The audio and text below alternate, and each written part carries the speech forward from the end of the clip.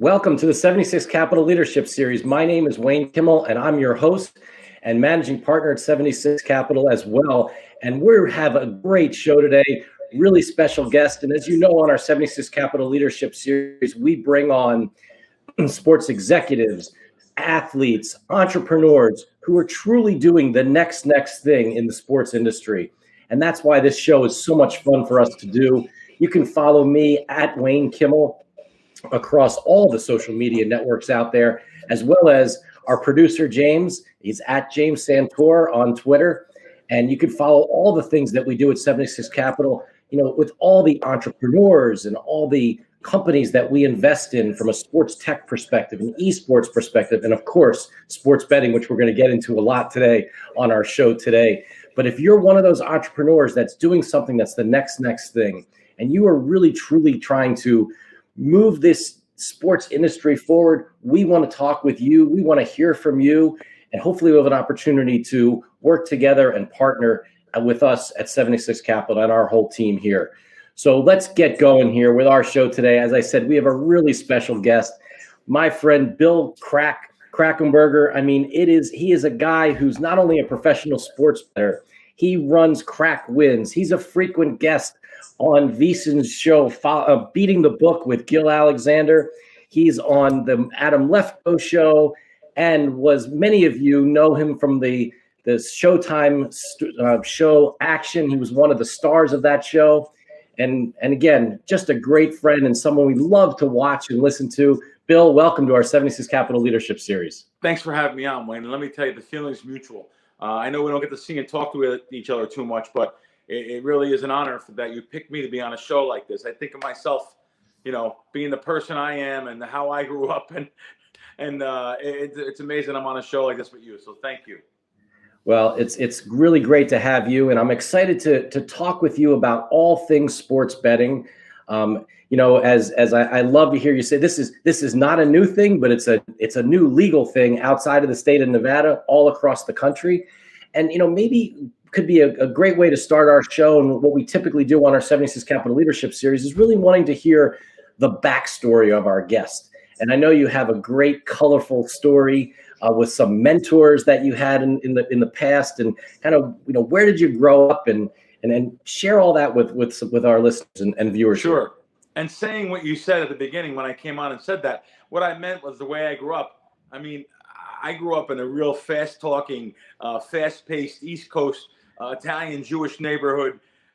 Sports betting was in our culture, in our blood, but it was kind of taboo. I mean, nobody wins, so it was kind of something that it was almost shunned upon. And here we are in 2021, with half the country has legalized sports betting now. There's sports betting shows everywhere, billboards everywhere, all over these jurisdictions. And to think how open it is and stuff, and that I can actually make my living the way I do now, and able to just talk about it openly on a show like this in this leadership series, it is an honor. So let me tell you, I'm a kid. I'm growing up on the Jersey Shore boardwalk of Kingsburg, New Jersey, a little poor, middle class at best, blue collar town. Now listen, I loved it. Thank God this happened to me, because I would never have it any other way. Very loyal town. Everyone knew each other. All friends. Happy-go-lucky town. Listen, we like to party a little bit, even though I didn't. But you like to party a little bit, have a little fun. But there was always gambling every weekend. I'm working on that boardwalk since I'm 9 years old. Just a little tiny 1 mile square town. 35 bars in this town, by the way. Just a little 1 mile square town.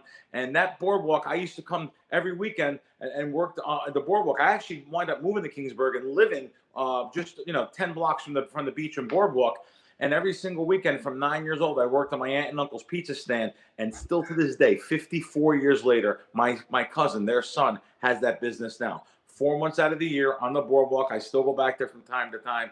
And so that's how I started off. Wait, what's it called, Bill? Kingsburg Amusement Park. The Pizza Villa, the pizza place is called Pizza Villa. It's still there on the boardwalk.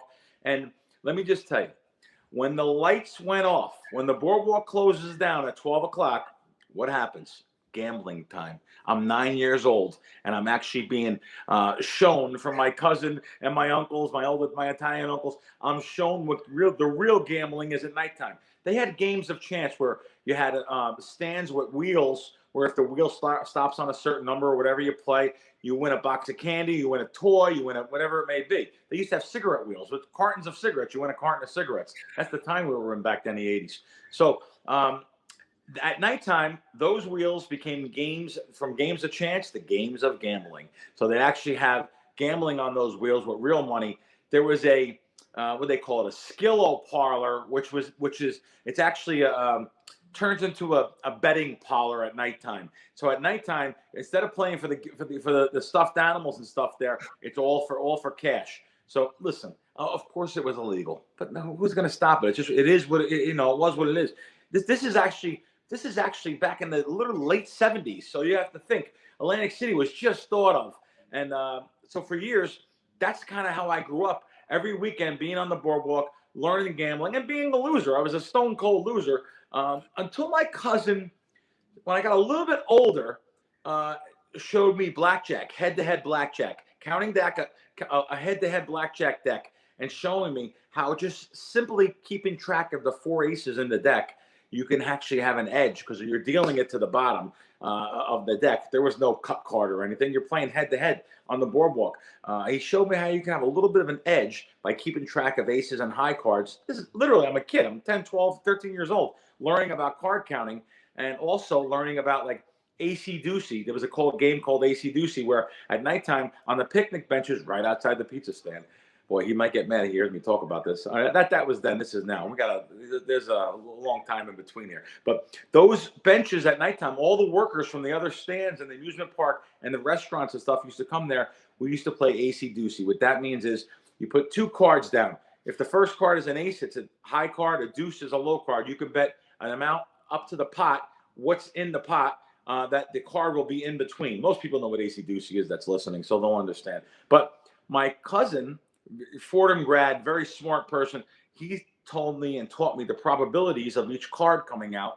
I'm literally, again, 12 years old, the percentage of what you should bet. He tried to explain it to me. So from a young age, I learned what was right and wrong from a young age on that boardwalk. I also learned from a young age what sectioning a wheel was. Now, what sectioning a wheel was, let's look at a roulette table.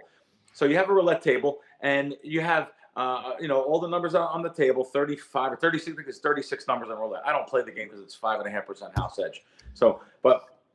However, on the boardwalk they had the wheels, and the same thing. You could section a wheel. He taught me how to, because the player stops the wheel. They press a button to slow the wheel down. So he showed me about that. He was very, very sharp, my cousin Anthony. He still is to this day. Multimillionaire, by the way. From that pizza stand, he invested his money into real estate.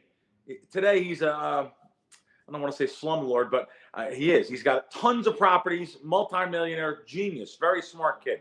But he's the one that taught me everything like that. But going back, now let's go back a little bit. Now I have ADD, so I'm always running around my brain. Don't worry, I'm a scatterbrain, but I got to everything. So let me tell you though, growing up where I grew up, even with my mom's family being Italian, every night on the weekends, Friday, Saturday, Sunday, they played cards. The men played pinochle. My father and my mother's brothers and brother-in-laws and stepbrothers, they all played pinochle together, and the females would play continental, bridge, canasta, one of those games, but always for money. Listen, like my mother used to say, we don't play for cutthroat money. We play for pennies and nickels. When the men used to play for dollars. And you have to understand that. So my mother always said that was cutthroat sometimes, the way they play too high. So anyway, I grew up saying, Mom, Dad, can I watch? Can I stay? This is when I'm literally 6, 7, 8 years old, just to stay up late. And I used to make an excuse and say, I want to stay up and watch the Honeymooners at 11:30. But I was actually watching them play cards also. So it was like a rite of passage in my family. And not only my family. I'm not trying to say we were all degenerate gamblers. This was in the neighborhood. We grew up, listen, the Bronx, that's where we're from. The Bronx, you can't help it. It's a fast-paced town. There's only so many blocks there that are, this same kind of families grew up together gambling. That's the way it was. You went to the racetracks, you went to Yonkers, you went to Roosevelt, you went to the underground after-hour joints, they're called. They're still around, but not like it used to be. This is before Atlantic City even. So you can go into Manhattan or the Bronx, and you had crap games, you had blackjack games, you had even the church. That's right. The church used to have blackjack outside in the summer. I mean, it's just amazing. As long as I got the little taste and a little piece, And of course, who ran the game, but the church always got their little taste. They had to wet their beak, as it will be known. So that's the area I grew up in. That's the stuff I did when I was younger.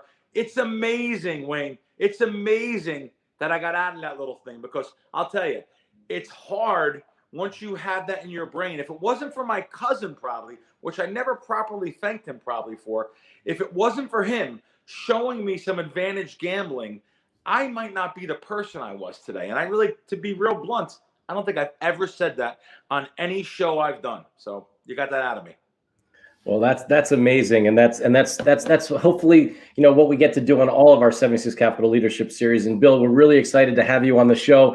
Just again, we have Bill Krackomberger, the professional sports bettor, the founder of KrackWins. He's a frequent guest on VSiN. He's on the Left Go show, and he was the star, one of the stars in the Showtime series. I would say the star, my favorite star on the show, Action, that Showtime did. And Bill, you talk about growing up at the Jersey Shore, in the Bronx, and you're talking about a lot of different types of gambling. But what about from a sports perspective? Were you a sports fan? And when did you sort of go over from the regular kind of gambling games to the sports side of sports betting? How did you get there? Excellent question. And let me tell you, I grew up a Mets fan. Everyone in my house, growing up, all from the Bronx, all growing up Yankee fans. I was always the contrarian guy. I was always the guy that wants to root for something else. So it was natural in me to pick that underdog New York Mets, and they were underdog for years until they won the '86 World Series. At least for me, I know they won the Miracle Mets of '69, but a little bit. I was just being born then. So, but everyone in my house rooted for the Yanks. I was a Mets fan, but it was so cool to be able to go to the Yankee games and hop on a subway or a bus to go over to Yankee Stadium or go over to even Shea. And yes, I was definitely a baseball fan too. Still till this day, my favorite sport. I get courtside seats at the Lakers when I want to go once in a while. I was in Jerry Buss's box with him a couple times, and it's nice to go to a basketball game or even an NFL game. I was at one or two Eagle games. I never went to a Giants game, even though I was there. I never had no interest in really going to those type of games. Baseball, though, love it. Love it. Love it till this day. Nothing better than going to Petco Park in San Diego, taking a 5-hour drive from Vegas, and hanging out there. And you know what? It's not a bust out joint either. You can sit in the first row, get yourself a seat. Right, literally, last time I was there, I watched the Yankees play for $55 sitting in the first row. I mean, you go to Yankee Stadium, and that costs you $1,000. It's just crazy. So it's cool. It's a nice day out. I love Petco. It's always 75 degrees, 72 degrees. I love baseball. Baseball is my sport that I love, and I love being a fan. Was never a football fan of any one team. Definitely never a basketball fan. So as a fan of the sports side of things, growing up in and around this world of gambling and blackjack and all these other games, and I love you talked about bridge and canasta. My wife plays all that stuff now. Again, it's very similar to you. Always plays for money, but little money. But interesting. When did you sort of become a sports bettor? How did that happen? Betting sports since I'm literally 8 years old. I was literally betting sports. My father always bet sports. My uncles always bet sports. So I was betting sports from a very young age. Never any good at it, of course. Even got myself in trouble a couple times. As a 15-year-old kid, I was literally on the lam for a week. But, literally, you don't know any better. And I look at it this way, too. I look at it this way. What nerve some of these guys have taken bets from I think I was 14, actually, a 14-year-old kid, and I got myself jammed up. I owed $3,000 at 14 years old. Here I'm working and stuff, and I've never talked about that on any show. So that's interesting. I do like to tell people about that, though, and how the dangers and the pitfalls of gambling and make sure it's done responsibly. But so at a young age, I was betting sports all the time. Here's how I didn't know the difference in sports and different kind of hold percentages and stuff. I used to take the bus from Kingsburg to Long Branch, New Jersey, from Long Branch to Oceanport to go to Monmouth Park in the summertime, because I thought I was with my dad at 10 years old. I picked an exacta, which to this day I know the names of the horses. A $2 exacta, Miss Self and Tinsley's Dream. Those two horses returned $400. I said, "This is unbelievable! I'm 10 years old, 11 years old. I couldn't believe how much money I won." And I was hooked right from there. So imagine me going to Monmouth Park whatever, from 10 to 15, 10 to 16 on my own. And literally, these places taking bets from a kid. I mean, it was so different back then. The rules weren't in place like they are now. They took bets from kids. That's what they did. So I've been in Atlantic City since I'm 16 years old playing blackjack. So it was different. They weren't as strong. They didn't have the rules in place like they do now. So I'm betting from a very young age, to go back to your question, betting sports. And I'm just a loser, an absolute loser. What it took to turn me around probably was my cousin telling me about underdogs and how the public bets favorites, and how you always want to be on the bookmaker's side, and really kind of him telling me and instilling that in my brain. It still didn't set in until that one fateful night. Now I'll jump ahead 8 years, 7-8 years. I'm working. By the way, there's probably nobody you're ever going to interview on any show that has worked more jobs than me.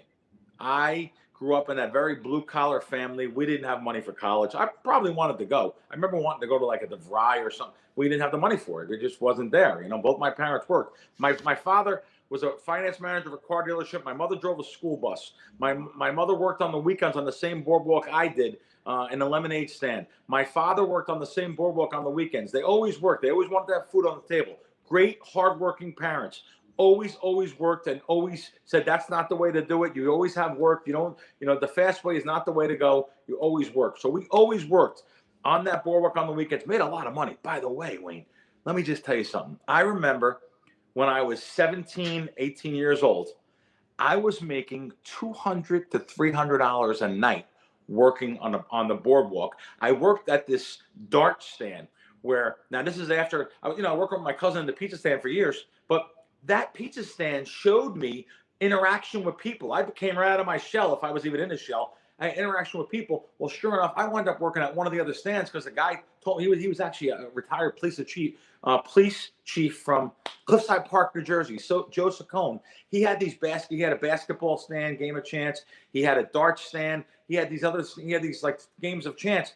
He said, "Kid, you should come work for me. You're a good talker. You'll be better." So my cousin Anthony said, "Absolutely, go work for him. You'll make more money." So I went there, worked for him, and he said, "Listen, Wait, Bill, was it the darts? Was it the darts with the balloons?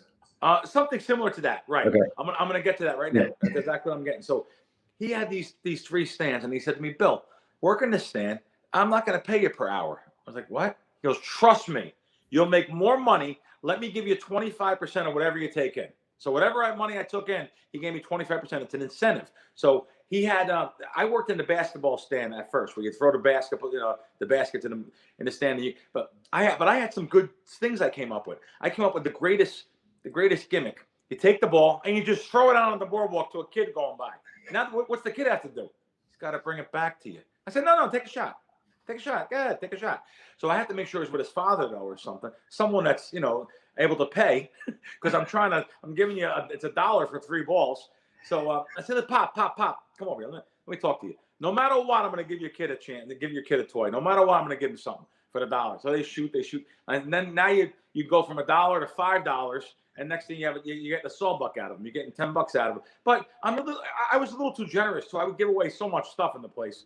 That was my first thing. So 25% of there. Yeah, the stand would make $300, $400 a night. I would make myself $100 in 4 or 5 hours. Again, this is 1983. So you got to remember.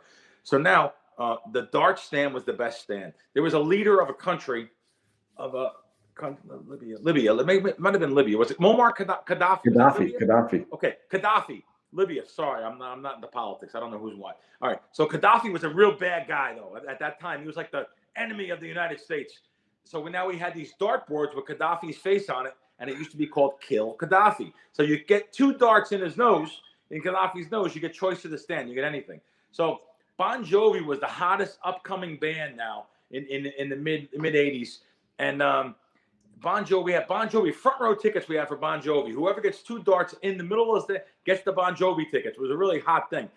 The stand made $2,000 that day, and now he has me up to 30%. I made $600 in one day.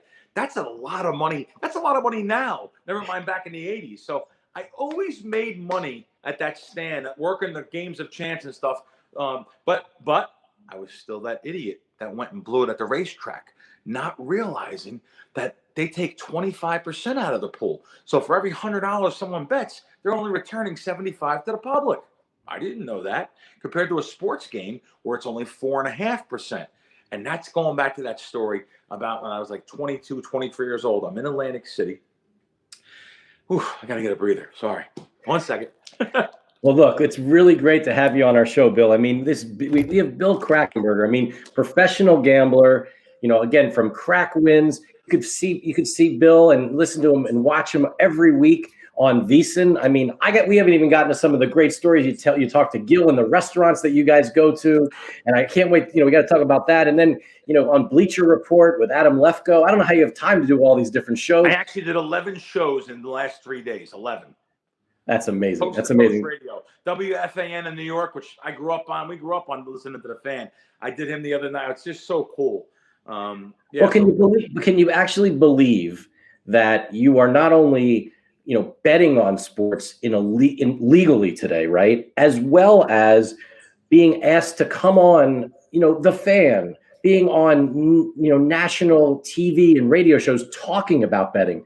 I mean, you almost have to pinch yourself and say, is this really happening? I pinch myself when I'm on like with Mad Dog Russo or something like that on Mad Dog Radio, or JT the Brick on Nationwide Sirius Radio, or even VSiN. These guys want me on to talk about things. It's amazing. Little old Bill Krackomberger's hidden in a closet somewhere betting sports when my parents didn't see, and here I am. Now I'm talking about it everywhere. But let me continue with that though. I'm in Atlantic City, and a buddy of mine called me up and said, there is blackjack machines in Atlantic City at the old Golden Nugget in Atlantic City, which then turned into the Atlantic City Hilton, Bally's Grand. It's actually closed now, sadly. But he said, there's something going on with these blackjack machines. They're paying too much money, and you should go down there and see what's going on. He didn't know because he wasn't an advantage. He just knew something was wrong there. So sure enough, I go down there after work one night, and again, I literally worked 3 jobs at one time. I go down there after work. It was like 1 a.m, and I found the bank of machines. I found it because it was 1 o'clock in the morning on a dead Tuesday in the dead of winter, like February, like right now. The only machines that had action were those 12 machines. I still don't know what's going on. I know all 12 machines are taken though. I go and sit behind the machines until one opens, and sure enough, a gentleman got up on the end. The older guy got up. He probably didn't know what was going on either, and it really gets me emotional thinking of God was on my side so much to put me on that machine. That machine would change my life. You wouldn't know me today, Wayne, if it wasn't for that machine. I go and sit on that machine, and the guy that was next to me, the guy that was right next to me, 6'6" guy, long, lanky hands, glasses. You could see he's highly intellectual, highly intelligent. I still don't know what I'm doing. I'm putting Bill in. There was no ticket in, ticket out like there is today. It's just coins. Coins come out. That's it. And he says to me in this dark voice, and he says, "Hi, how are you?" And he goes, "Would you buy some rolls of dollar tokens off me instead of putting bills in the machine?" And I'm like, "Wow, what's this guy saying this to me for?" And then I said, "Sure. Do you think I should put coins?" He goes, "Yeah, you want to put coins in." So I bought, $40. This guy had coins all over him. He took $40 out, gave me for $40. And he's like, you know why I'm telling you that? Because we want to keep coins in the hopper. We don't want the slot attendants to come over and have to hand pay us. So we're trying to keep the hoppers full of coins, so not to alert of what's going on. I still don't know what's going on. So I just took a shot. Said, well, can you tell me what's going on? Because I really don't know. I just know that someone told me the machines were good. And sure enough, what happened was on that bank of machines, Wayne, you know blackjack, of course, right? By the way, it was only $1 or $2 a hand. I think it was $2 is the most you could play. And when you wanted this game offered insurance. So if you get dealt 16 versus 10, it's a good bet to take in, or not insurance, I'm sorry, surrender. It offered surrender. Oh, surrender. So, okay. Surrender. So this game offered surrender. So if you have 16 versus 10, you would surrender and you get half your money back normally. Not on this machine. You get 100% back.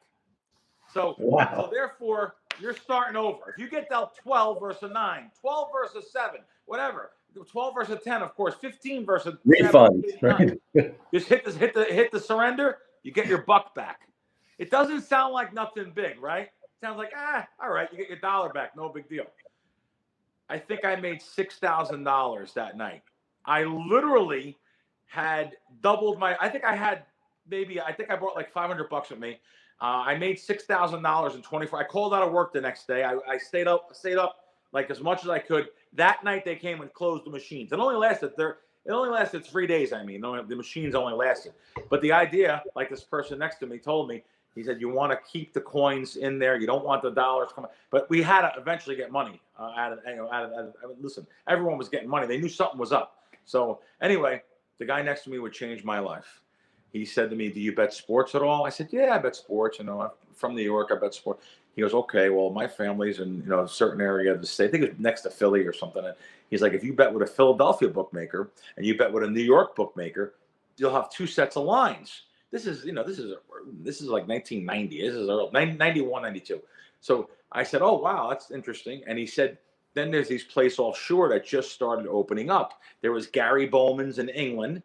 There was English sports betting in Jamaica. They were like the first sports books, really. There was like this place called Rich's Sports Book. There was just that was literally like the 3 biggest sports books back then. No one even knew about them. Don't forget, their internet's not even out there yet. So literally, we would send money to these places, $500. By the way, you send $500 there, and they start you with 1,000. So they double your bankroll already. Both of these places. So Frank's the one. His name is Frank, and Frank's the one who showed me these advantage gambling and little bonuses you would get. Which, by the way, is prevalent. It's unbelievable, the bonuses now in the industry. We'll get to that later, though. But so he told me about this. He taught me advantage sports betting. Literally, Frank's the one who taught me everything. He was already. I can say this now because he's retired, but he was the head of the card count team at resorts. Even though he was working, he was a sharp blackjack guy. They made him the head of the card count team. So back then they had defensive mechanisms. They actually had card count teams up in surveillance, not just the surveillance guys.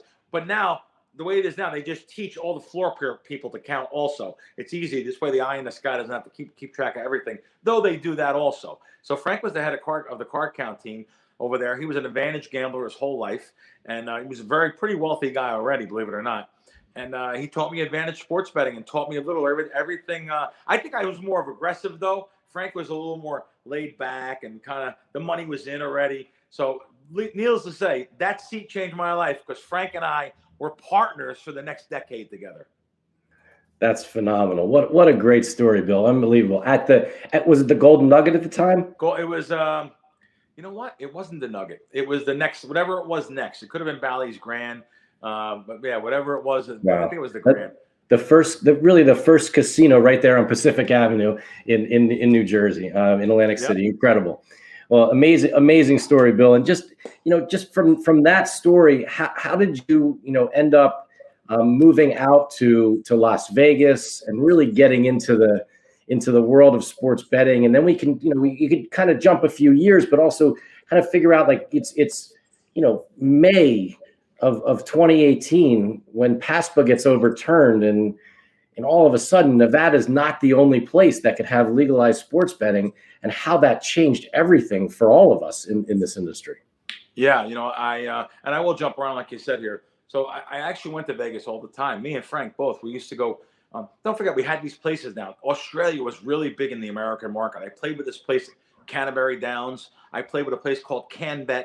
I played with Bowman's. Bowman's was in England, but I played with Victor Chandler. These were all the sports books in Australia and England. So I was playing with them, and I was went back and forth to Las Vegas from New Jersey because me and Frank used to middle and scalp games. That's how I really built my bankroll up. And what that means for people that don't know, middling and scalping means you're laying 4 on a game and you're taking 6.5 on the other side. You're betting both sides, hoping it lands like 4, 5, or 6. Well, that's what I did in the beginning. Don't forget, there was no internet, so there's no Don Best screen which shows you all your lines. There's no Odds Trader screen which shows you all the lines everywhere. We had to do our own homework. We literally had to call on the phone and look on the line. I was at the Stardust. I remember I was at the Stardust in Las Vegas. I went to Stratosphere in Las Vegas because Stratosphere had a good 5-cent line there for a while, which you're laying 105 instead of 110. And literally back and forth all over Vegas. And this is This is in the 90s. And I always wanted to be in Vegas, but I said, I have to work a job. I was working. Listen, like I said there earlier, I had jobs you wouldn't believe, blue collar jobs. I grew up literally. I was working as a manager in a car wash. I was working manager of a restaurant. I was working selling mausoleums. I worked so many jobs. It's unbelievable. Probably about 35, 40 jobs by the time I was 22. Wow.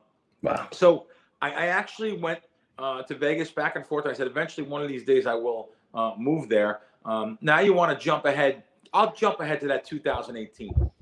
So here we are here 20 years later, let's call it 2018. And now I'm no longer partners with Frank. I moved to Las Vegas, and Frank and I are still dear friends to this day. And I did my own thing, kind of took it to a next level. And I got involved with some of the sharpest syndicate. And when I say syndicate, people think mob syndicate. No, gambling syndicate, sharp guys. I got involved with some of the most sharpest syndicates in the world and developed a name for myself, which I really wasn't trying to do, but you just do it. You walk into a casino, you're betting under your own name. Oh, Krackomberger's here. Just watch what he bets. Lower his bet limits. Move everything he bets. And, when it came to that, I got thrown out of so many casinos for betting sports legally, just winning. They don't want guys that win. They don't want guys that move lines. So places like William Hill, places like Stratosphere Tower threw me out. Places like the Wynn, well, they kind of restricted. I can still play at the Wynn. They actually took a couple $2,000 bets on college basketball recently, but I tried to get on the app, and they said, no, we don't want you on the app. So Stations Casinos, they threw me out. I literally, they threw me out for betting a line that moved 2 points. They said, we don't want that kind of action here, and they wanted to confiscate my ticket. I mean, just for a line moving 2 points. So I had like 15 places to bet at one time in Las Vegas. 15. I used to have Cantor Gaming. Now William Hill bought them. Caesars. William Hill bought Caesars. Now, even before that, downtown I had Leroy's, Lucky's, Calneva. 3 different companies. All 3 companies William Hill took. They bought them all. There's just 5. I know there's more even. I literally, right now sitting in 2021, I have 5 places I can bet. 5 in Las Vegas. I have a dozen I can bet in New Jersey. That's right. Sports betting is better for me, or better for anyone with a brain, or that bleeds red blood to bet in New Jersey, because Vegas just doesn't want that type of action. And even some of the biggest sports book, you'd be shocked. They just do not want that type of action. So going back to 2018, I opened up the KrackWins site, which, by the way, Wayne, I am against touts. That's right. I don't consider myself a tout.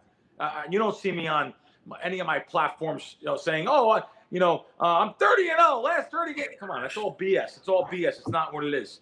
Like I said, they're all selling dreams and no one tells you what they've done long term. Everyone always wants to tell you what they've done the last week, the last month, the last 10 games. That's not me. It's not what I do. So anyway, going back, I opened up KrackWins because let's just face it.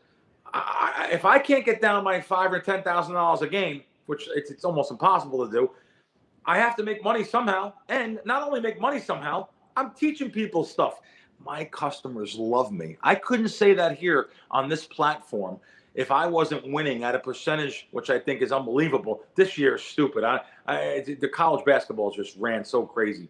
Anyway, I couldn't say that if it wasn't true. They would rip me apart on Twitter and stuff. So there's a lot of jealous people. Oh my God, I have haters. I have guys that just hate people that win. They hate people that are successful. That's life, though. When you have them, you're doing something right.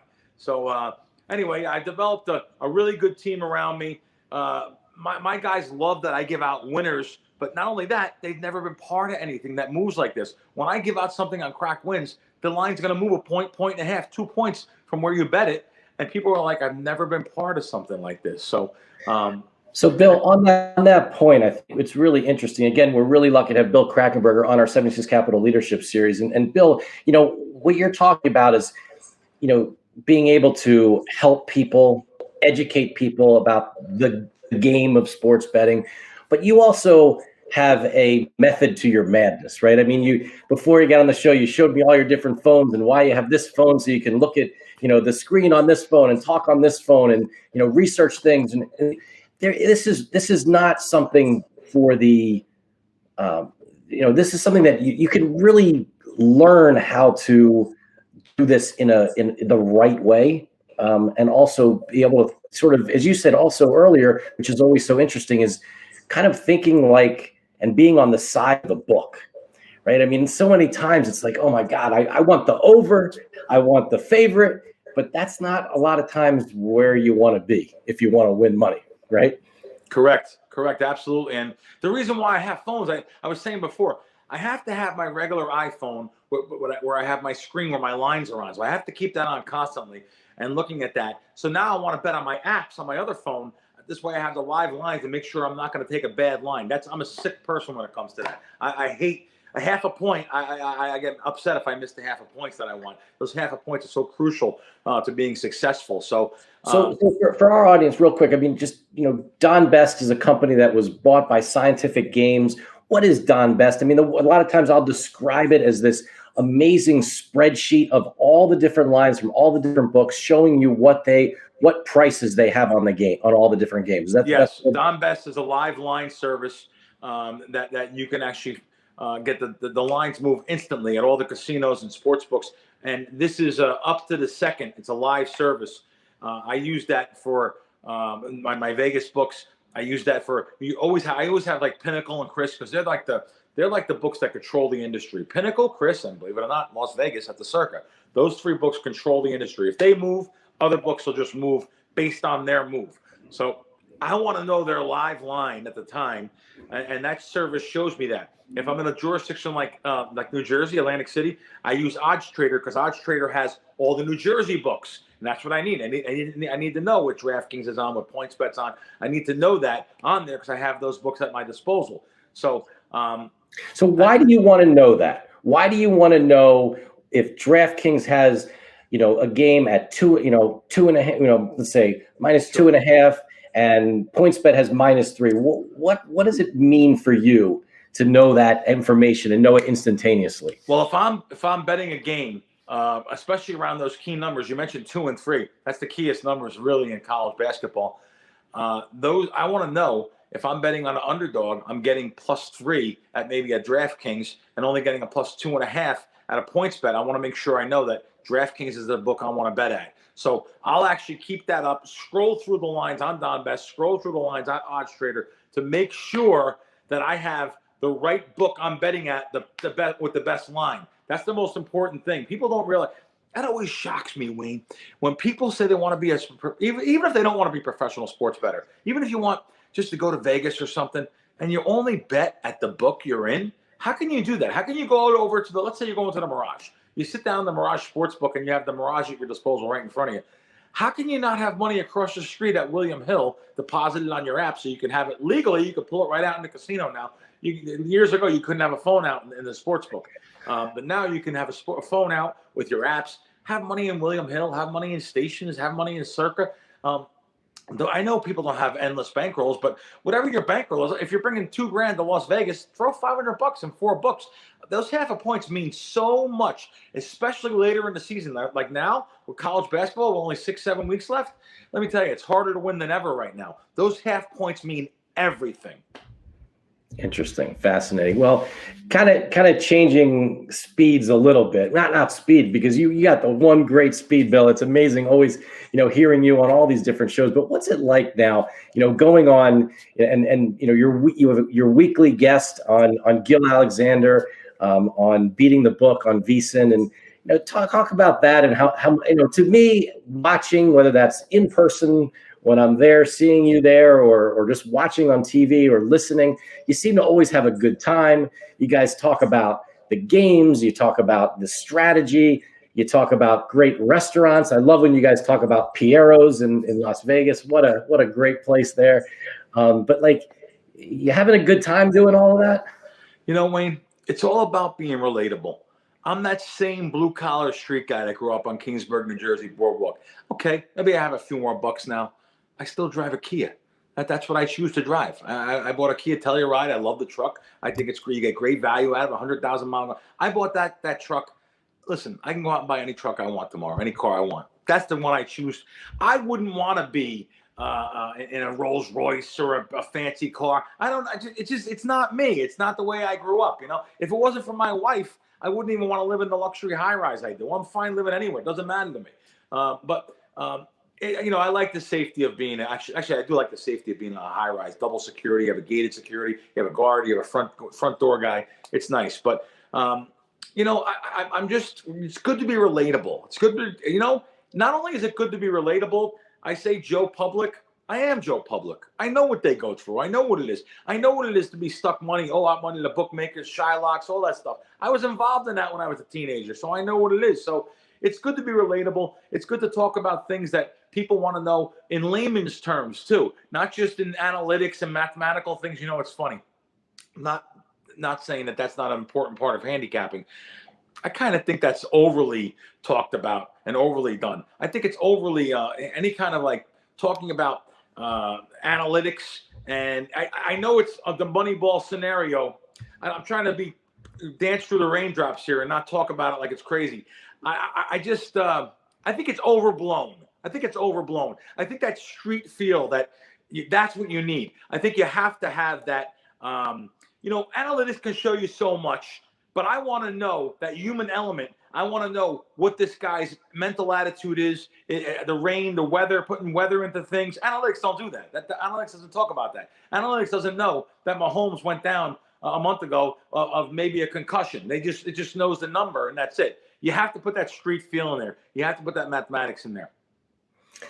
So how do you kind of put that street feel in? How do you get that information? Can you share a little bit of that with our audience? I mean, a lot of people, you have all these apps out there today and different websites to be able to analyze things, but how do you kind of get that, that edge? Is it talking with people, or how do you do that?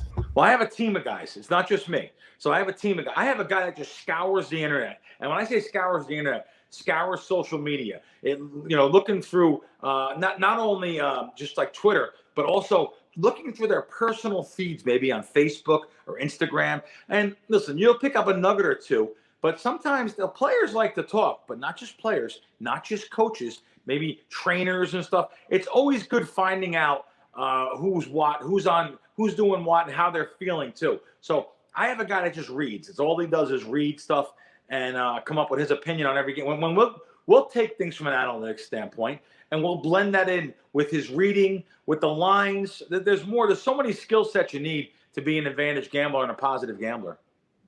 So talking about, your experiences, I mean, you must have met in this world of sports betting, there's so many characters, right? Whether it's a Jimmy Vaccaro at the South Point, whether it's a Johnny Avello who's now at DraftKings, whether it's Chrissy Andrews who's at also at South Point, or the guy you mentioned, Derek Stevens and his crew down at Circa. Who are some of the characters over the years that you've got an opportunity to just get to know and about being in these, just being in the sports book with them, being in the casino and being around Vegas? Who are some of the really colorful characters that you Boy, got? There are colorful characters. There really are. There was a guy. Just when I was going to Vegas on a regular basis in the late '90s, early 2000s.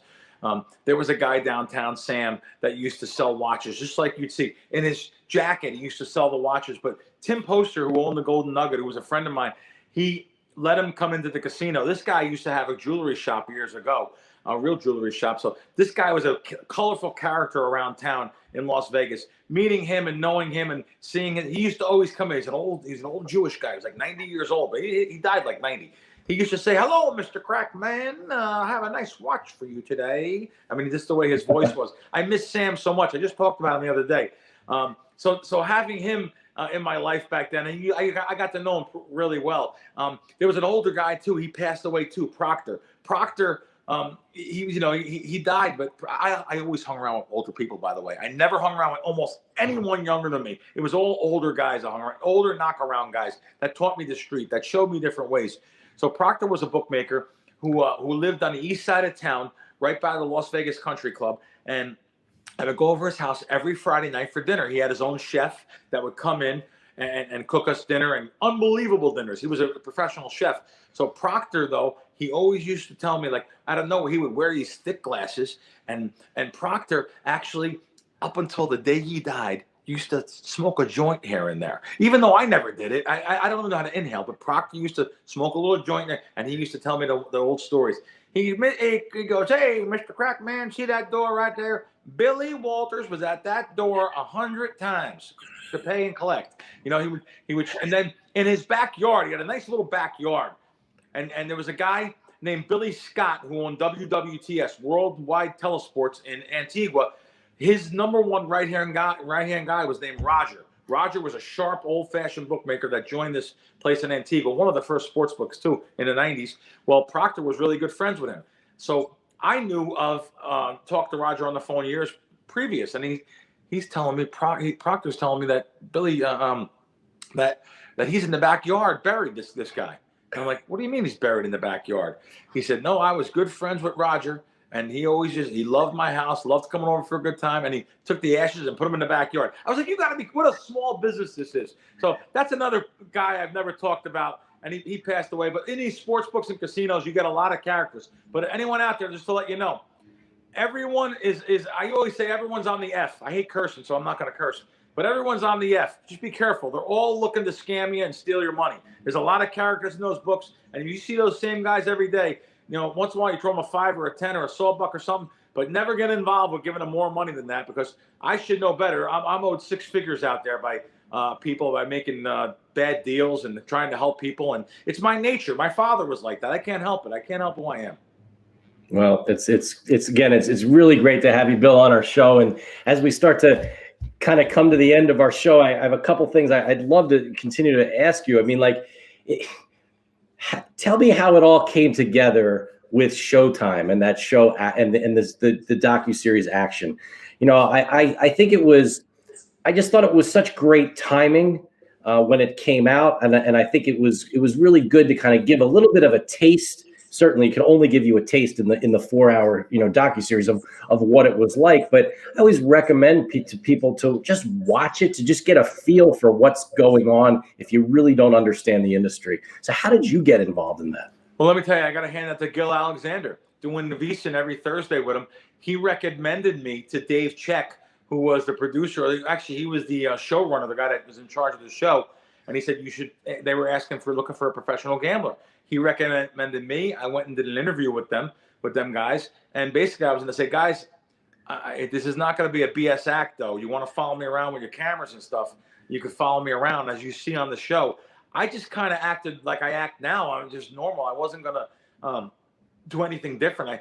I did some sports betting in the casino. Like when I went down to the South Point, I could have bet that on my app, but I bet it in person because they wanted that to see that on a camera. So I basically just let them follow me around to what I do. And the reason why I love the show too, they actually let me, and they wanted to bring my wife into the show and see what we do on the weekends, actually the weekends I'm always working. So the weekdays, every Monday night I would go down and I would go see my buddy Cookie Jar at the lounge, the last of the lounge singers. And they filmed the whole thing there, and I absolutely loved that. They would follow me around and just follow me doing my thing. I got really lucky, though, that I was able to be on such a big, successful show. I get more compliments from that than almost anything. People recognize me for it. It's unbelievable. I think when I think someone wants to come and take a picture with me, I kind of tell them, man, there's like, that I'm just a sports bettor. There's doctors and people that are changing the world for the better, and it's kind of humbling, though. Like, wow, people want to hang out with me for a minute, and everyone wants a winner too, Wayne. Everyone's like, can you give me something? I hate giving out one play to somebody, but I try to help everyone I can. It was really a pleasure to be on that show, and on the show you've seen all 4 episodes. I didn't do any self-promoting. I wasn't on my Instagram or my Twitter, or I didn't talk about KrackWins, and it just was me. Well, it was very authentic, and then people know where to find you. Obviously, at Bill Crackman, you got to follow Bill. But I mean, and I'll tell you something. Also, what has it been like working with? You talk about, you always hang out with old guys, right? Well, what about Lefko? I mean, Adam's he's a young guy. He's one of the up and comers in the industry, and what he's doing at Bleacher Report and on TNT now. I mean, wow, it's amazing to see what he's been able to. And he's a Philly guy like us, so we like him a lot. What's it like doing his show? I love doing his show. I love Adam. He's my dear friend. We'll talk off screen, off air, and it's just I'm so glad his career has taken off. And look at him; he's on there with Charles and Shaq and stuff on Thursdays. Dwayne Wade, he has taken off his career, and I'm so happy for him. And I'm so happy he doesn't forget where he came from. That's like me. You can't forget where you came from. You have to I never get that kind of. I don't like to hang around people like that show off bricks of money and stuff. That's not me. I mean, I could do it. It's not me. I may show off some tickets, I bet. The other day I did a show from the Meadowlands, New Jersey, and on MSG Network in New York, and they were like, "How much money did you bet? Tell me, Crack, you bet."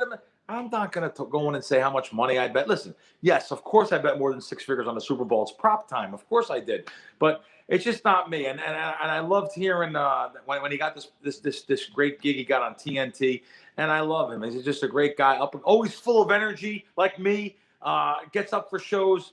It really was cool. I love the guy. And I'm sad football season's over because I go on once a week with him, and we're not going to do that no more until next football season. I can't wait for September to roll around again.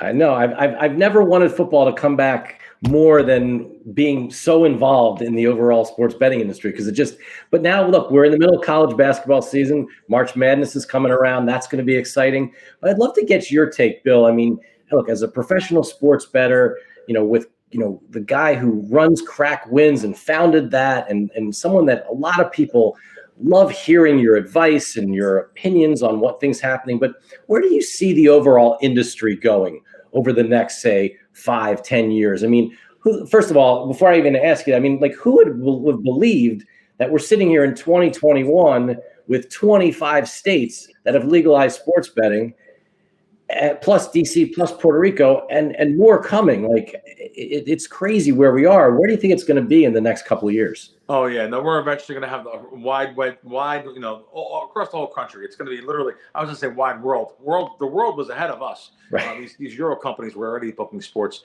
We're going to have sports betting in every state and eventually here. And I just hope this is going to maybe surprise you, Wayne. I actually hope it's being done responsibly. You have to understand, I grew up in New Jersey when I was a kid. We had drinking, we had drugs, we had girls, we had lottery, we had casinos, we had racetracks. I mean, there were so many vices. It's hard to get out of that trap living in a place like New Jersey. Now you want to throw sports betting in the mix. You want to throw something like, these kids grew up on Kobe Bryant and Shaq, and now LeBron, and these kids are saying, "Oh, I can do this. This is easy. I love betting sports. It's on ESPN, the Bad Beat Show with Van Pelton. Oh my God, I love to bet sport." Well, it's got to be done responsibly. And what I mean by that is there has to be that element of it. And these states should take, these other states, these other jurisdictions should take notice what New Jersey has done. New Jersey is a little bit stricter than anywhere else in the nation. Even myself, I go over to DraftKings to deposit money, and they gave me a hard time depositing money. They said, "Oh, well, just know your customer law here. If someone's depositing so much, you have to put." It's unbelievable what happened to me. I haven't talked about this to anyone. So they wanted me to show my bank account. I deposited a good amount of money for Super Bowl. They would not take it the first night. They only took $15,000 the first night, and I had to come back a day later after showing my bank account and showing they actually asked for my taxes. Imagine that. That's how much they don't want you over betting your bankroll. So I was able to deposit the rest on the next day. 2 days later, it took 2 days. That is unbelievable. You think sports books, and try that in Vegas. Bring it all on. Come on, bring all the money you got.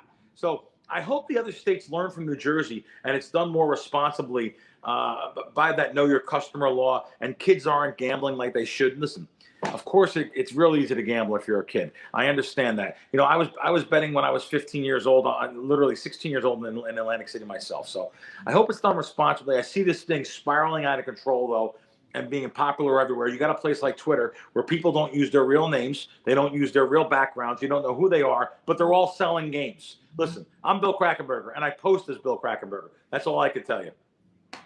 Yeah, well, that's so important. And it's something that we really care a lot about as well at 76 Capital, that things are done right.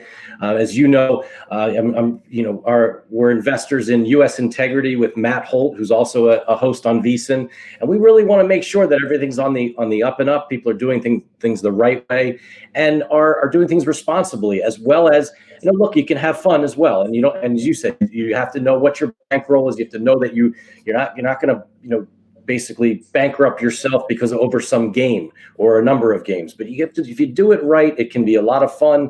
And as you've been able to make it a profession.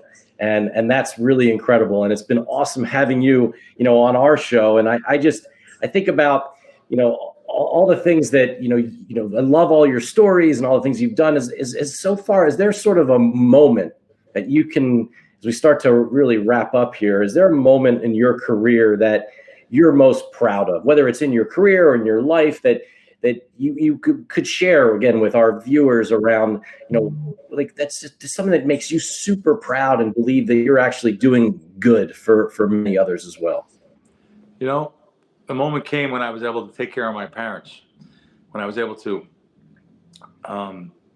do some things for them. And my dad was a big Elvis fan, and he never went to an Elvis concert. He had tickets in 1977 to go when Elvis died. He had tickets for him and my mom to go to New York and see him, and they didn't get to go to see him. So he was a giant Elvis fan.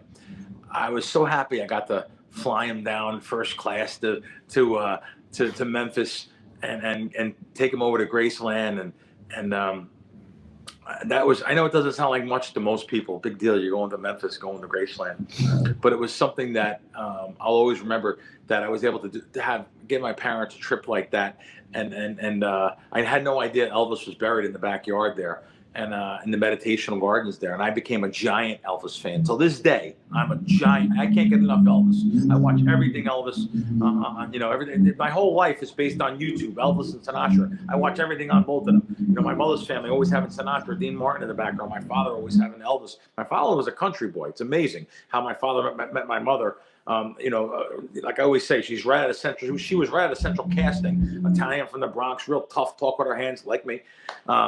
And my father being that country boy growing up, and thank God he was in the Navy and got to meet my mom in New Jersey. But I really have to tell you, though, when I took care of my parents, that trip there, and something I never talk about, getting them some things for their house, being able to, like, they wanted a deck on their house, a simple deck. I mean, it's $8,000 or $10,000. I bought them a deck. I get them a generator, so in case the power went out once, my mother was freaked out. I said, Mom, I'll put the generator. Don't worry. I put a generator outside for it. Bought a generator. Bought a deck for them. I bought them a screen cover for an awning for the deck. Just buying them things that, let's just face it, they wouldn't be able to get. They'd have to go and maybe finance. And when I found out that, I was just upset. I was like, Mom, what do you mean that you? She says, well, I have this bill and that bill. I said, Mom, how much do you owe on your car? I never forget, $13,000. It's okay. I'm giving you a check for $13,000. I'm paying your car off. She's like, no, don't do that. I want you to make sure you have money. Knowing I was able to do those kind of things, it almost brings a tear to my eye, because I was so happy I got to give back to my parents who worked so hard for me and my brother. I was so happy I was able to do those things. That's kind of when I kind of know I kind of made it in life in sports betting, and I could make this a living. My parents were so scared. They were so scared when their son was involved in sports betting, and are you doing it legally? And, I said, Mom, I pay taxes on sports betting. I pay taxes on gambling every year. So just to know, and they both passed now. So just to know that they got to see some of that before they passed, and I got to take care of them a little bit. My grandfather, old-fashioned Hungarian grandfather, he got me a job at UPS when I was a kid. He was so upset that I quit, and I always want to say, Grandpa, I hope you know that I could never make as much money at UPS, which was a great job, by the way, back then. UPS, unbelievable job back then in the late 80s, early 90s. But I could never make as much as I made in sports betting in 5 careers at the UPS. So I hope he knows too. Knock on wood. Well, this has been amazing. Bill, thank you so much. I mean, those are such great stories. It's why I was so excited to have you on our 76 Capital Leadership Series. Bill's a good guy and a professional sports bettor. I mean, how many times do you really hear that? He's the owner of KrackWins. You'll see him on VSiN. You see him on Bleacher Report. Of course, you got to watch that Showtime series where he's one of the stars of that, and just someone that, you know, I just really enjoy watching and listening to, and you put a smile on my face, Bill. And I know that you do that to a lot of other people because of just the way, who you are, what you're all about. And I wish you the best of luck, and stay safe out there with everything's going on, and good luck with the rest of the college basketball season. And again, just thank you so much for joining our show. Thank you very much. It's been an honor and my pleasure. And I want to tell you something else, Wayne. I'm about to text my agent and my lawyer, who, you know, I have to tell them the truth about what just happened here. You got more out of me than almost anybody. And this is one of the best, literally an hour that I've ever done on any media that I could think of, just talking about these things. It makes me so happy that I'm able to talk about that for a whole hour. And I know I've taken up, 95% of the show. You only get to talk 5% of the time. So, but anyway, it's my pleasure and an honor to be here. Thank you. Well, Bill, thank you so much. Really appreciate it. And again, it's been a great edition of our 76 Capital Leadership Series. Thank you to Bill Krackomberger for being our guest.